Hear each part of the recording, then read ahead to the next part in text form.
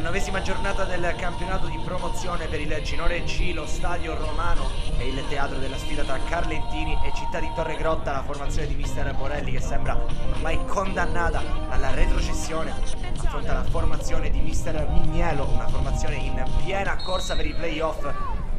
Siamo pronti al film del primo tempo e subito il Carlentini che prova a rendersi pericoloso, ci deve mettere una pezza rotella con un grande intervento. Ancora in avanti il Carlentini con Cunzolo che va dal tentativo, pallone di poco alto sopra la traversa. È un monologo della formazione padrone di casa che ancora con Cunzolo va con il destro da fuori. Rodella si deve impegnare per evitare il gol del vantaggio del Carlentini, che ha poi un'occasionissima con Cammarata che manda di poco alto sopra la traversa. Ancora dopo un tentativo da parte di Cunzolo, il Torregrotta però alla prima chance trova un clamoroso tentativo che varrebbe il gol del vantaggio con Abate. Poi Rodella deve fare gli straordinari per mantenere il risultato sullo 0-0. Ancora Torregrotta, pallone in avanti, Abate anticipa l'intervento del portiere e porta in vantaggio la formazione rosso-blu. Rivediamo qui la zampata da parte del numero 11 che, come detto, riesce a intervenire prima che lo faccia Sanfilippo, ed è 0-1 per il Torregrotta con Abate.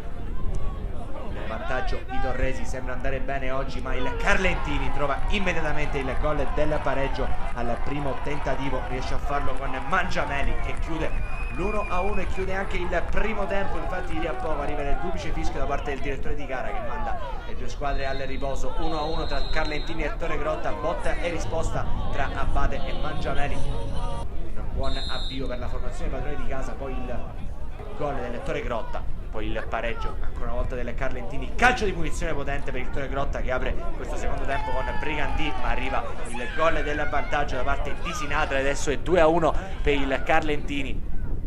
Ancora in avanti i locali, tentativo alto stavolta con Sinatra che non riesce a trovare il gol. Viene steso in area di rigore un giocatore, ma è il 3-1 del Carlentini perché nell'occasione interviene Cunzolo che riesce a trovare la propria rete personale e aumenta le distanze fra le due squadre. Ancora Carlentini in avanti, slalom da parte di Cunzolo che viene atterrato.